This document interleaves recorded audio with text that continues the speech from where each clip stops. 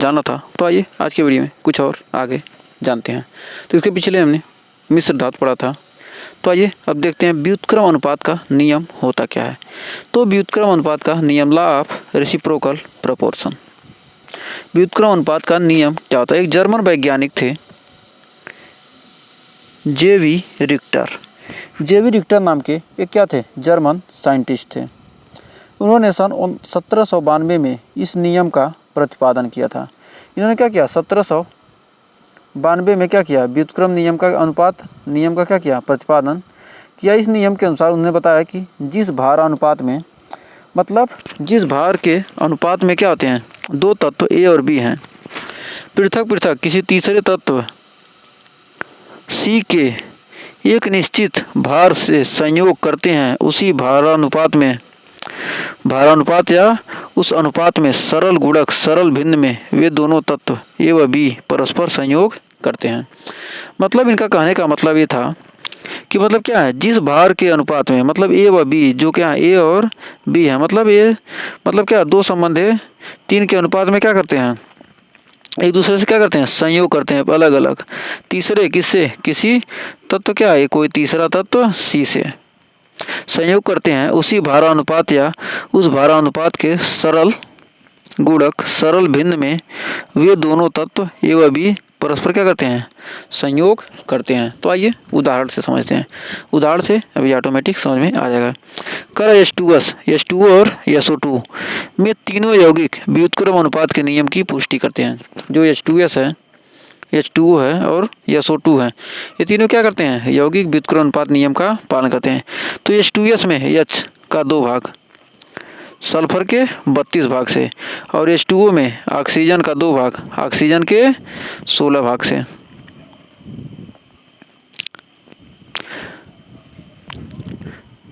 फिर इसमें जो हाइड्रोजन है, हाइड्रोजन क्या है?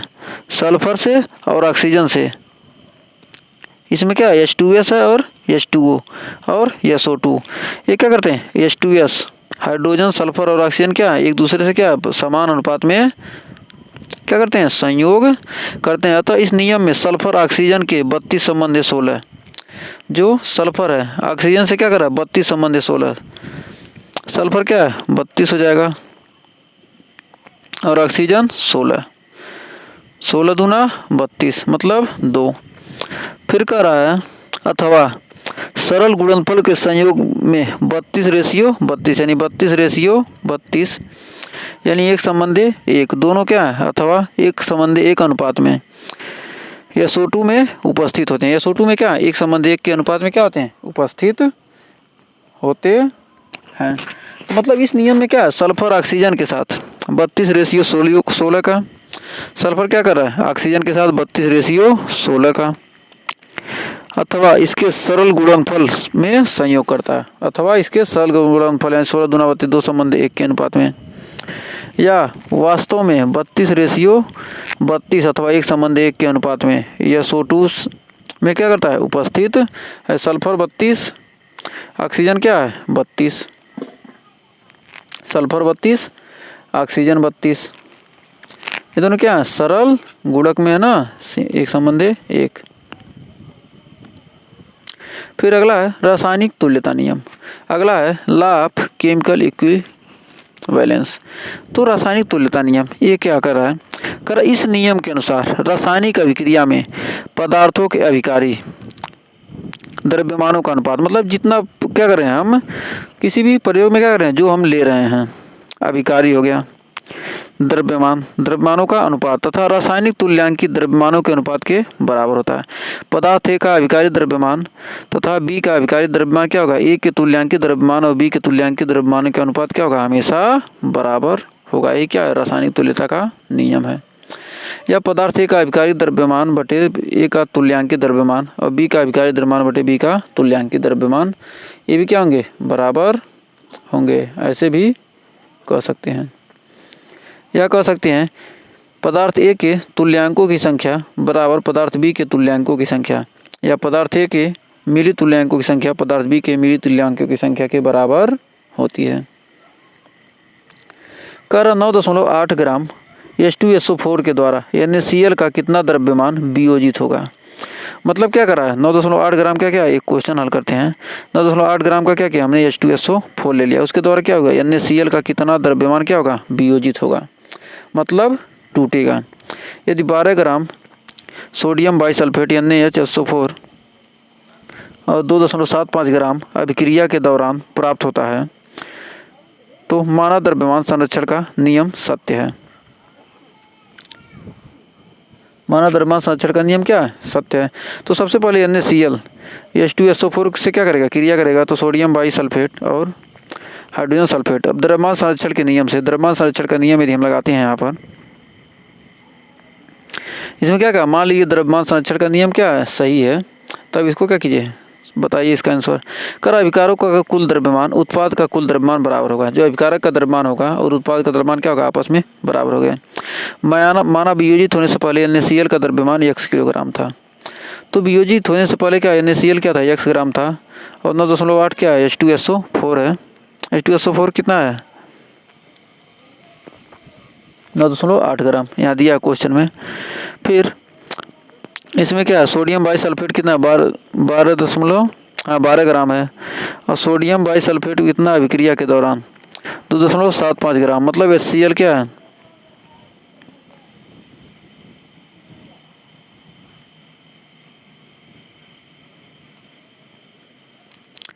और इसमें क्या है, HCl कितना 2.75 ग्राम। अब इतना टोटल कितना आ गया, 14.75 ग्राम। x बराबर 14.75 माइनस 9.8 यानी 4.95 ग्राम क्या हो गया, x का मान हमको 4.95 ग्राम मिल गया, ये हमको निकालना था। तो NaCl का मान कितना मिल गया, NaCl कितना मिल गया हमको 4.95, और जो HCl का द्रव्यमान इतना दिया है 12 ग्राम NaSO4, और यहाँ पर HCl से अभिक्रिया करता है इतना ग्राम, 2.75 ग्राम HCl अभिक्रिया के दौरान प्राप्त होता है। तो अभिक्रिया के दौरान HCl था इतना, इसमें जो HCl है। तो क्वेश्चन में थोड़ा मिसप्रिंटिंग तो होगा, इसको बुक से देख लीजिएगा एक बार। तो यहाँ तक हमें उम्मीद है कि क्वेश्चन भी समझ में आ ही गया होगा। तो कह रहा द्रव्य की कणिक या परमाणुविक प्रकृति, द्रव्य की कणिक यानी कण के रूप में भी द्रव्य होता है, इसके बारे में जानेंगे। तो द्रव्य अति सूक्ष्म अविभाज्य कणों यानी परमाणुओं से बना है। जो द्रव्य है कहा गया क्या, अति सूक्ष्म अविभाज्य कणों से बना है। ग्रीक भाषा में एटम शब्द का अर्थ होता है अविभाज्य कण। मतलब ग्रीक शब्द में क्या होता है, अविभाज्य। अविभाज्य का मतलब क्या होता है, एटम। एटम मतलब परमाणु, अविभाज्य कण होता है। तो कह रहा परमाणु, परमाणु होता क्या है, तो अब जानते हैं, परमाणु ही जान लेते हैं। तो परमाणु होता है किसी तत्व का सूक्ष्मतम कण जिनसे अणु बनते हैं। मतलब कोई भी तत्व है जिसका क्या है, सूक्ष्मतम कण, जिससे क्या बनेंगे, अणु बनेंगे। तथा जो रासायनिक अभिक्रिया में बिना अपघटित हुए, मतलब जब रासायनिक अभिक्रिया हो रही क्या हो रहा है, बिना अपघटित हुए मतलब नष्ट हुए भाग ले, परमाणु कहलाते हैं। मतलब क्या होंगे, बिना अपघटित हुए नष्ट हुए भाग लेंगे, क्या करेंगे, परमाणु कहलाएंगे। और परमाणुओं का आकार अति सूक्ष्म और वास्तविक द्रव्यमान बहुत ही कम होता है। जो परमाणु है इसका आकार क्या होता है, बहुत ही छोटा, और इसका वास्तविक द्रव्यमान क्या होता है, बहुत ही कम होता है। और परमाणु में सबसे छोटा तथा सबसे हल्का परमाणु हाइड्रोजन का होता है। जो परमाणु है ये क्या होता है, जो सबसे छोटा और सबसे हल्का परमाणु किसका है, हाइड्रोजन की। और हाइड्रोजन की परमाणु त्रिज्या लगभग 0.28 एंगस्ट्रॉम के लगभग है। और अन्य तत्वों की परमाणु की त्रिज्या 0.7 एंगस्ट्रॉम से लेकर 2.5 एंगस्ट्रॉम के मध्य है। और हाइड्रोजन परमाणु का द्रव्यमान 1.008 AMU है। और परमाणु की आंतरिक संरचना क्या होती है, तो परमाणु की आंतरिक संरचना जान लेते हैं। अगला हेडिंग है परमाणु की आंतरिक संरचना। कर परमाणु स्वयं विभिन्न प्रकार के अति सूक्ष्म कणों से बने होते हैं। जो परमाणु होते हैं क्या होते हैं, विभिन्न प्रकार के सूक्ष्म कण से बने होते हैं, जिनको अपरमाणविक कण कहते हैं। इन्हें क्या कहते हैं, अपरमाणविक कण। मतलब परमाणु क्या होते हैं, स्वयं विभिन्न प्रकार के अति सूक्ष्म कणों से बने होते हैं। जो परमाणु क्या है, स्वयं भी क्या होते हैं, बहुत छोटे छोटे कणों से मिलकर बने होते हैं, जिनको क्या कहते हैं, अपरमाणविक कण कहते हैं। जैसे इलेक्ट्रॉन, प्रोटॉन, न्यूट्रॉन, पॉजिट्रॉन, ये सब क्या बहुत सारे हैं, छोटे छोटे घटक है। तो क्या मुख्य रूप से इलेक्ट्रॉन, प्रोटॉन और न्यूट्रॉन ही क्या इसके प्रमुख घटक हैं। तो अब आइए जानते हैं परमाणु भार होता क्या है, एटॉमिक वेट। परमाणु का तो भार भी तो होगा, परमाणु कोई भी चीज़ होगा उसका तो भार तो होगा ही।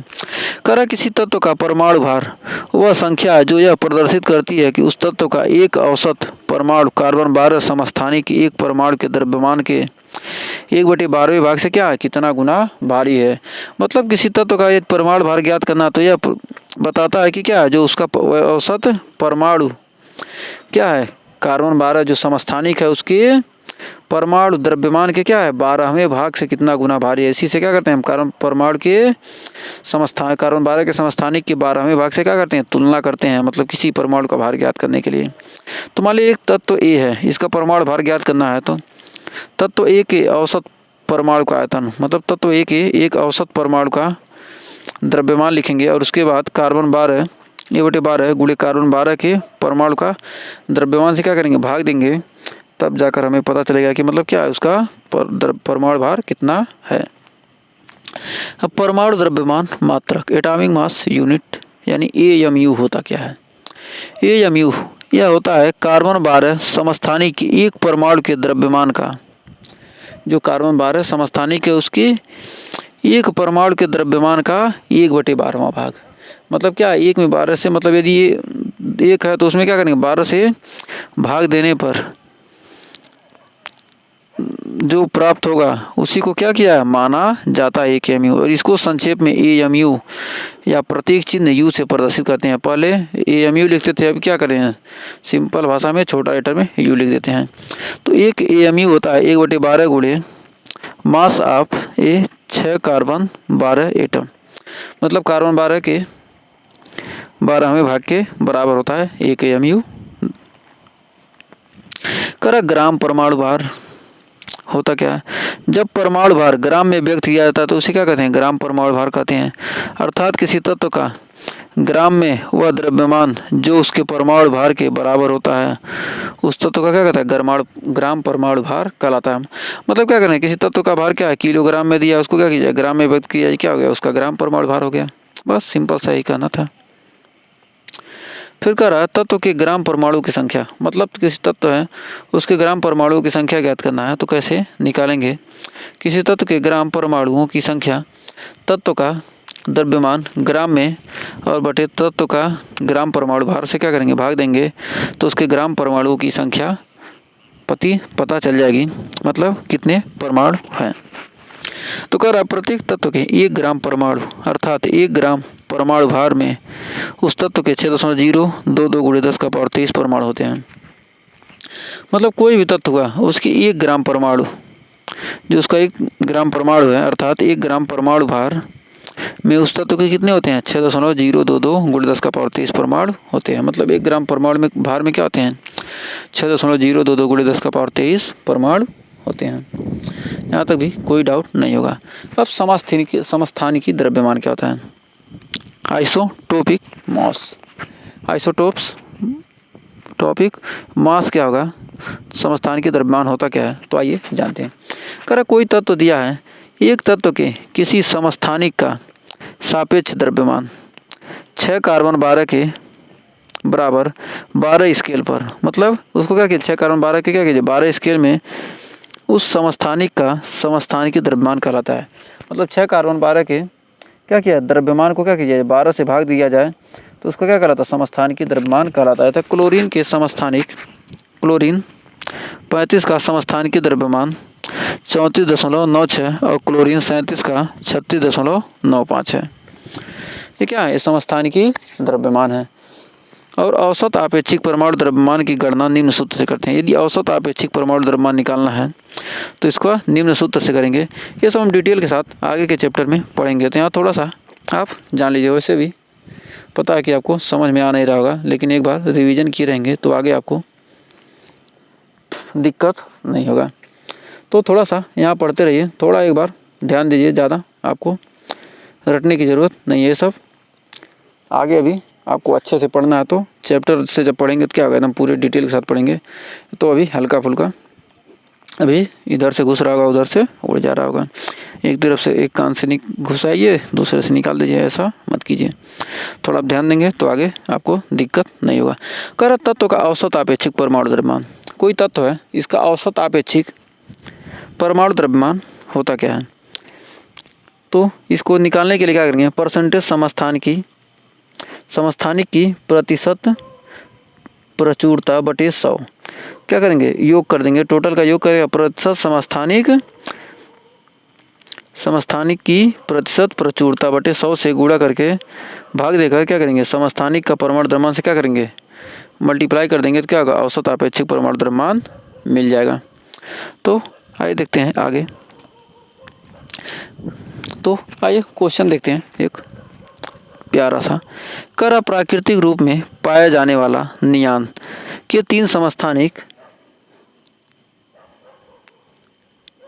10 नियान 20। नियान क्या होता है, नियान का परमाणु क्रमांक 10 होता है और इसका परमाणु भार 20। 10 नियान 20, 10 नियान 21, 10 नियान 22। ये क्या है, 20, 21, 22 क्या होता है, नियान क्या प्राकृतिक रूप में क्या होता है, इसके 3 समस्थानिक 10 नियान 21, परमाणु क्रमांक 21 और क्या होंगे, परमाणु भार क्या होंगे, इसके भिन्न भिन्न, परमाणु क्रमांक क्या हो, समान है। तो नियान 21, 22, 23 है तथा प्रकृति में उसकी प्रतिशत उपलब्धता 90.51, 0.27 तथा 9.22 है। तो नियान का औसत परमाणु भार ज्ञात कीजिए। अब इस नियान का क्या करना है, औसत एवरेज परमाणु भार ज्ञात करना है। तो औसत परमाणु भार कर प्रतिशत उपलब्धता बटे 100, मतलब प्रतिशत उपलब्धता कितनी है, इतना इतना इतना, सभी का क्या करना है, योग करना है। तो सभी का योग कर दिए, 90.51 बटे 100 गुणे 20, 20 क्या इतना प्रतिशत उपलब्धता है और 21 की उपलब्धता क्या इतनी है, 22 की इतना है। इन टोटल का क्या गुणा करके क्या किया है, प्रत्येक में 100 से गुणा करके 20, 25, 100, 5 से भाग दिया, 21 क्या, इसमें इसका गुणा करके 100 से भाग दिया, इसमें इसके गुणा करके टोटल क्या करिए भाग दिया, तो इतना mu आ गया। तो औसत परमाणु भार कितना आ गया, 20.179। तो क्या आ गया, नियान का औसत परमाणु भार कितना आ गया, 20.27179। देखो आप डिवाइड कीजिएगा, सिंपल सा। कर अब बर्जीलियस की परिकल्पना। अब जानते हैं हमने इसको, आपने इसको सूत्र को पढ़ा होगा तो नहीं समझ में आया होगा, समस्थानिक की द्रव्यमान निकालते कैसे हैं। अब क्या हुआ, क्वेश्चन को सॉल्व किया, इतना सिंपल लगा कि क्या किया, ऐसे निकालते हैं। क्वेश्चन ही देता है, थ्योरी आपको लिखने का ज़्यादा नहीं देगा, इसमें क्वेश्चन पूछ सकता है। तो फिर करा बर्जीलियस की परिकल्पना। तो बर्जीलियस की परिकल्पना होती क्या है, करा बर्जीलियस साहब गैलुसेक के नियम की व्याख्या करने के लिए, बर्जीलियस साहब ने क्या किया, गैलुसेक के नियम की व्याख्या करने के लिए सन 1811 ईस्वी में स्वीडिश वैज्ञानिक बर्जीलियस ने क्या किया, एक परिकल्पना प्रस्तुत की जो डाल्टन परमाणु के सिद्धांत पर आधारित है। मतलब क्या किया, बर्जीलियस साहब ने क्या किया, डाल्टन के परमाणु सिद्धांत पर आधारित क्या की, अपनी एक परिकल्पना दी, उन्हीं की क्या किया, उन्हीं के परिकल्पना क्या किया, थोड़ा बहुत सुधार उधार करके क्या किया, एक परिकल्पना दिया। तो आइए जानते हैं। तो उन्होंने बताया कि समान ताप और दाब पर, मतलब क्या किया जाए, कोई गैस है उसको क्या किया जाए, समान ताप दिया जाए और समान दाब पर क्या है, गैसों के समान आयतनों में, मतलब क्या, जो गैस लिया जाए उस पर क्या, उसका आयतन क्या होगा, समान, मतलब 2 गैस लिया जाए उस पर क्या किया जाए, इस पर भी ताप समान दिया जाए, इसको भी ताप समान दिया जाए और दाब भी समान दिया जाए और क्या किया जाए, बराबर बराबर आयतन में लिया जाए। तो परमाणुओं की संख्या क्या होती है, समान होगी। मतलब कोई भी 2 अलग अलग गैस लेते हैं और क्या किया जाए, उसको समान ताप समान दाब पर रख देते हैं और उसमें क्या करते हैं, बराबर आयतन लेते हैं। मतलब क्या, 1 लीटर इसको लिए, 1 लीटर उसको लिए, गैस लिए, 1 किलो गैस इसको लिए, 1 किलो गैस दोनों लिए, क्या हो गए, तो क्या होगी, उनमें क्या कर रहा है कि उनमें क्या होंगे, जो परमाणु की संख्या होगी क्या होगी, बराबर होगी। और यह परिकल्पना गैलुसेक के नियम की व्याख्या करने में असफल रही, इसी कारण रद्द कर दी गई थी। गैलुसेक ने क्या किया था, इस नियम की क्या किया, यह व्याख्या नहीं, यह नहीं बताया कि मतलब क्या, समान ताप दाब पर क्या होते हैं, समान आयतन क्या होते हैं में परमाणु की संख्या बराबर होती है। गैलुसेक ने नहीं बताया था, इसलिए क्या हो गया था, गैलुसेक नियम को क्या किया था, रद्द कर दिया गया था इसी कारण से। कर अणु और अणुभार। अब जानते हैं अणु और अणुभार क्या होते हैं, मालिक्यूलर वेट। तो सबसे पहले अणु जानेंगे, उसके बाद अणुभार के बारे में जानेंगे। तो अणु होता क्या है, मालिक्यूल होते क्या हैं, पदार्थ अणुओं से और अणु परमाणुओं से बने होते हैं। जो पदार्थ होते हैं क्या होते हैं, अणुओं से बने होते हैं और अणु क्या होते हैं? परमाणुओं से बने होते हैं। पदार्थ अणु से बनेंगे और अणु क्या होते हैं? परमाणुओं से बने होते हैं। किसी पदार्थ या तत्व या यौगिक, किसी पदार्थ में क्या होगा? तत्व या होगा या तो यौगिक होगा, कि सूक्ष्मतम कण जो स्वतंत्र अवस्था में रह सके, मतलब पदार्थ का वह सूक्ष्मतम कण जो क्या हो? स्वतंत्र अवस्था में रह सके तथा जिनमें उस पदार्थ का सभी गुण उपस्थित हो, अणु कहलाते हैं। मतलब कोई भी पदार्थ हो क्या? स्वतंत्र रूप से रह सके और क्या हो? उसमें उस पदार्थ के क्या हो? सभी गुण पाए जाते हैं, उसे क्या कहते हैं? अणु कहते हैं। एकदम सिंपल भाषा में। मतलब कोई भी पदार्थ है उसमें क्या हो? उस पदार्थ की क्या हो? कोई भी किसी पदार्थ का क्या हो? वह सूक्ष्मतम कण जो क्या हो? स्वतंत्र अवस्था में हो, लेकिन क्या हो? उस पदार्थ के सभी गुण क्या हो? पाए जाए, उसे क्या कहते हैं? अणु कहलाते हैं। अब अणुभार क्या होता है? अब अणु है तो उसमें भार होगा ही, तो क्या करेंगे? Molecular weight. कर तत्वों के परमाणु भारों के, कोई भी तत्व है उसके परमाणु भार के समान पदार्थों के अणुभार, तत्वों के परमाणु भारों के समान पदार्थों के अणुभार भी सापेक्ष भार हैं, कि सापेक्ष भार हैं। मतलब कहने का मतलब है क्या? किसी पदार्थ का अणुभार वह संख्या है, मतलब कोई भी पदार्थ दिया है जो उसका अणुभार है, उसकी क्या वह संख्या जो यह प्रदर्शित करती है कि उस पदार्थ का एक अणु कार्बन 12 समस्थानिक की एक परमाणु के द्रव्यमान के 1/12वें भाग से कितना गुना भारी है। मतलब अणुभार क्या करता है? ज्ञात करता है कि मतलब क्या? कार्बन 12 परमाणु की क्या है?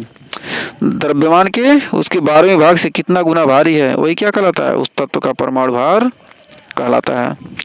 तो किसी पदार्थ का क्या करना है? हमको अणुभार निकालना है, तो कैसे निकालेंगे? तो क्या करेंगे? पदार्थ के एक अणु का द्रव्यमान, कोई भी पदार्थ लेंगे उसके क्या करेंगे? एक अणु का द्रव्यमान में क्या करेंगे? कार्बन 12 के एक परमाणु के द्रव्यमान से क्या किया जाए? 12 से भाग दिया जाए, और जो आए उसमें क्या करेंगे? पदार्थ के एक अणु के द्रव्यमान में भाग देंगे तो क्या होगा? उस पदार्थ का अणुभार प्राप्त हो जाएगा। अब ग्राम अणुभार। अब क्या करेंगे? जब अणुभार को क्या करते हैं? ग्राम में व्यक्त किया जाता है, उसे क्या कहते हैं? ग्राम अणुभार कहते हैं। जैसे हाइड्रोजन का अणुभार क्या है? 2.016 और ग्राम अणुभार 2.16016 ग्राम। तो अणुभार क्या होगा? इतना है, और ग्राम में व्यक्त क्या हो गया? ग्राम अणुभार हो गया। तो कह रहा है किसी पदार्थ का 1 ग्राम अणु उस पदार्थ के ग्राम अणुभार में कितनी मात्रा को प्रदर्शित करता है? जितनी मात्रा को क्या करेगा? प्रदर्शित करेगा, वही क्या है? ग्राम अणुभार है। तो एग्जाम्पल के लिए ऑक्सीजन O2 का 1 ग्राम अणु क्या है? 32 ग्राम ऑक्सीजन O2 को प्रदर्शित करता है। मतलब क्या? ऑक्सीजन O2 का 1 ग्राम अणु क्या करेगा? 32 ग्राम ऑक्सीजन O2 को क्या करता है? प्रदर्शित करता है। तो इसी प्रकार पदार्थ के ग्राम अणुओं की संख्या, पदार्थ की क्या करना है? ग्राम अणुओं की संख्या निकालना है, तो इस सूत्र का यूज करेंगे। पदार्थ का द्रव्यमान ग्राम में, पदार्थ का द्रव्यमान किस में लेंगे? ग्राम में लेंगे, और पदार्थ का ग्राम अणुभार हो जाएगा में क्या करेंगे? भाग देंगे। पदार्थ का द्रव्यमान में क्या करेंगे? पदार्थ के ग्राम अणुभार से ग्राम में, और ग्राम अणुभार से क्या करेंगे? भाग देंगे तो क्या होगा? पदार्थ के अणुओं की संख्या निकल जाएगी।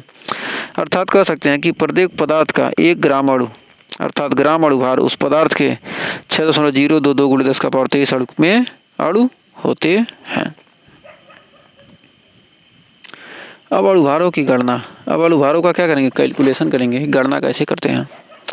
कर पदार्थ के अणुसूत्र और उसके घटक तत्वों के परमाणु भारों की जानकारी से पदार्थ के अणुभार की गणना की जा सकती है। ये थोड़ा चैप्टर लेंदी है, आपको इसमें क्या किया गया? पूरे बुक के जितने भी चैप्टर हैं उन सब का क्या किया गया? इसमें थोड़ा मिश्रित दिया गया है, शॉर्टकट में दे दिया। उसके बाद क्या किया? आपको विस्तार से आगे के चैप्टर में पढ़ना है, तो इसलिए आपको थोड़ा कठिन लग रहा होगा, लेकिन क्या केमिस्ट्री बहुत ही आसान है। इसका अगला चैप्टर पढ़ेंगे तो आपको लगेगा कि एकदम हलवा है केमिस्ट्री। तो सबसे पहले इसमें थोड़ा सा आइए आगे बढ़ते हैं। कर पदार्थ के अणुसूत्र और उसके घटक तत्वों के परमाणु भारों की जानकारी से पदार्थ के अणुभार की क्या कीजिए? गणना की जा सकती है। जैसे CO2 का अणुभार निकालना है तो कार्बन क्या है? 12.0 और ऑक्सीजन को क्या होते हैं? 2 × 16 और टोटल जोड़ेंगे 44.01 अणुभार निकल जाएगा। अब आयन भार निकालते हैं। कार्बन 12 स्केल की एक आयन का सापेक्ष द्रव्यमान उस का आयन भार कहलाता है। मतलब कार्बन 12 के 12 स्केल पर किसी आयन का क्या है? सापेक्ष द्रव्यमान क्या कहलाएगा, उसका आयन भार कहलाएगा। जब क्लोरीन का माइनस कर देंगे तो क्लोरीन का क्या होता है 36.45 होता है, एक माइनस हो गया तो क्या होगा 35.45 हो गया। अब ग्राम आयन भार क्या होगा, ग्राम आयन क्या होगा, ग्राम में व्यक्त आयन को ही क्या कहते हैं, ग्राम आयन भार कहते हैं। और किसी आयन का कि उसके ग्राम आयन भार जितनी मात्रा को उसका ग्राम आयन कहते हैं। मतलब कह रहा है किसी आयन का क्या, उसके ग्राम आयन भार जितनी मात्रा को, मतलब ग्राम आयन भार की कितनी मात्रा, मतलब जितनी मात्रा, जितना ग्राम आयन भार है उतनी मात्रा को क्या कहते हैं, उसका ग्राम आयन कहते हैं। अब क्लोरीन माइनस का क्या है, ग्राम आयन क्या होगा 35.45। अब क्लोरीन आयनों को प्रदर्शित करता है। फिर अगला है सूत्रभार। तो सूत्रभार होता क्या, फार्मूला वेट कर पदार्थ के रासायनिक सूत्र द्वारा प्रदर्शित उसके सूत्र यूनिट का कार्बन 12 यानी 12 स्केल पर सापेक्ष द्रव्यमान पदार्थ का क्या कहलाता है, सूत्रभार।